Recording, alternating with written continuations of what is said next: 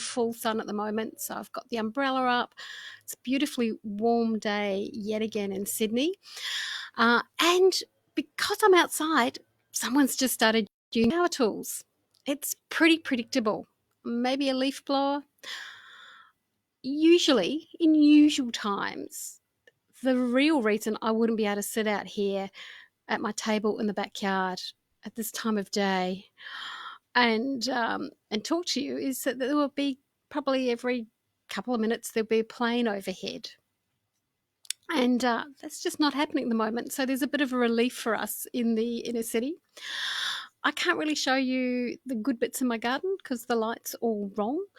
But I don't know if you can make out behind me. There's some aloe vera flowering, and there's some cabbages in the planter boxes, and mizuna and chives happening there. I have had a busy morning with clients because that's my reason for being. I'm a naturopath and mentor. So I often find coming out of that headspace of being Jill the naturopath or Jill the mentor and coming on to do the live, there's a little bit of a mental shift that needs to happen. So I desperately set up, grabbed myself a cup of lemon balm tea. Lemon balm tea. I think I've shown you my lemon balm before. That's actually growing just over there, so it's freshly picked. I've got to say, yep, leaf blower. Um, got to say that is certainly my favourite tea of these times. Now, I can't see who's here, so you're welcome to say hello or press the like button if you'd like to be less anonymous. So I just looked at the date. So this is 6 weeks since I did my first 1 p.m. Facebook Live every weekday, except for that day of training and public holidays. And I'm still here. So this week I started to get a little bit worried that I might run out of things to talk about. So I crowdsourced to some regular participants in this live stream and also to my sister. And I said, what do you want me to talk about? My sister caught me really by surprise because she said ANZAC Day. And I thought, ANZAC Day? Why would a naturopath talk about ANZAC Day? And it kind of took me down a rabbit hole from that, and I will really bridge that rabbit hole. But firstly, I think she really wants me to do a PSA that the public service announcement is that in both Australia and New Zealand, we are encouraged to have a ANZAC at home day. And if you can get yourself out of bed by about 5 to 6 in the morning, drag yourself to your front door, your front gate, your back balcony, the farm gate. So you're there before 6 a.m. for a minute's silence. And then if you've got a torch or the light on your phone or a candle to light up ANZAC Day from home. And, it's interesting because I've never participated in ANZAC Day. My brother as a teenager, as a high school student in the 70s, was very keen on ANZAC Day, but we later discovered that was something to do with returned soldiers and rum at 5:30 in the morning at the railway station. But it's something I haven't been moved to do before, but I suppose this is really unusual times. I'm abridging the rabbit hole I was going to go down about family history and war and things like that. But one of the things that I've really noticed about some of the big wars that those of us in Australia and New Zealand have been more exposed to secondhand, there's always conflict going on in the world. We're talking about some of the big ones, is how little it is talked about by those who return. Obviously, with Vietnam, people were shut down from talking about it to some extent. But when something becomes a secret, when something becomes unspoken, then there's kind of a shame in it. I suppose one of the things that I think of when I think of war and people who've survived wars, whether they've been actively serving or whether they're a civilian, is mental health. I mean, how can you not live in prolonged times of threat to your life threat to your family without there being some damage to your mental health. And I suppose the greatest exposure I've had as a practitioner has been children of those who've been impacted by the war.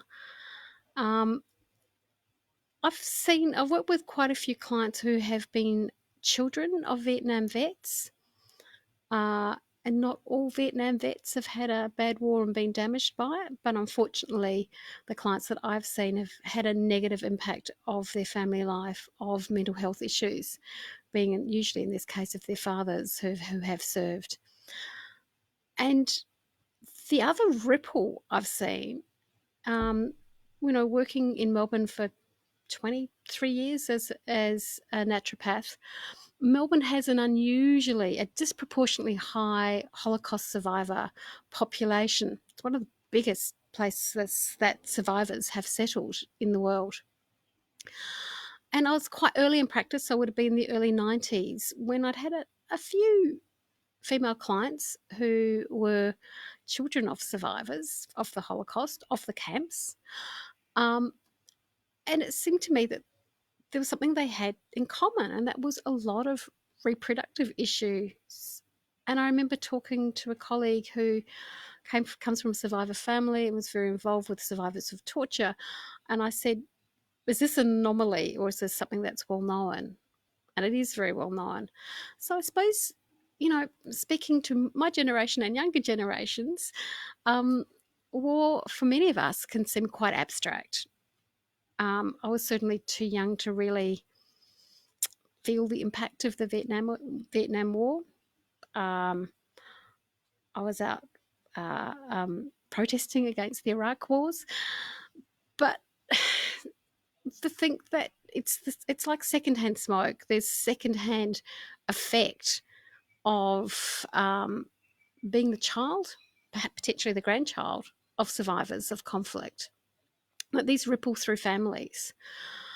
So this ANZAC Day, I would remind people that whether you have been impacted directly or not, perhaps the way we can honour ANZAC Day, whether we're out there at our door, our gate, in our driveway by 6 a.m. for the minute silence or not, is to perhaps use tomorrow, because did I say at the beginning, today is Friday the 24th of April, and tomorrow therefore is the 25th ANZAC Day in this part of the world, that tomorrow do something nice for your mental health. That's the takeaway I'd like you to have from ANZAC Day. And I know that, there's a plane. There is a plane in the distance on a further runway.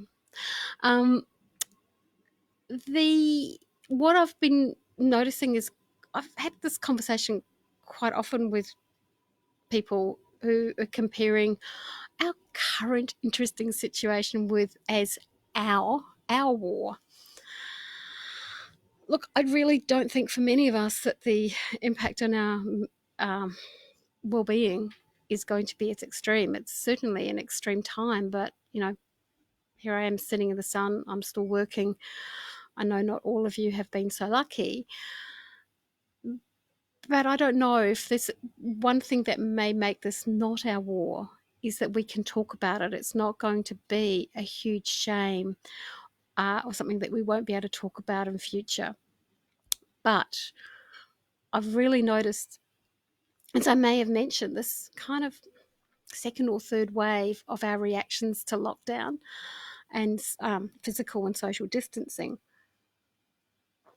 This is not a COVID cough.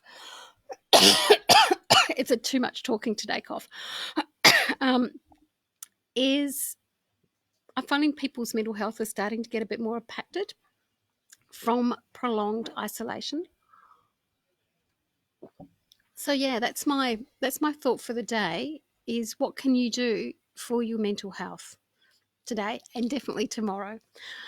I'm drinking my lemon balm tea, which is a beautiful nerving. It's also antiviral. I am going to sign off for work from the week when I've got this video up, have some lunch in my backyard in the sun, and go for a walk, because that's what I'm going to do to wind myself down. For those in Australia, both New South Wales state government and our federal government have today really acknowledged the impact on mental health that these interesting times have brought, and funded some really great mental health agencies, one of which I put a link on my Facebook page today to Hello Sunday Morning, which is acknowledging that one of the way people have been self-medicating some mild to moderate mental health distress has been through drinking more alcohol. So I'd really encourage you, if that's been happening to you, to look at places, sites like Hello Sunday Morning or Turning Point, or places like that, if you need a greater level of help, to try to take your foot off the pedal a bit this weekend, to go gentler, not harder, to just acknowledge that times have been tough in many different ways, and to be kind to yourself. Be kind to yourself first, and then it makes it easier to be kind to others. So have a great, mindful, gentle weekend, and I'll be back again on Monday at 1 o'clock. Once again, suggest something that you might want me to talk about. Otherwise, I'll just keep playing it by ear. I'll see you soon.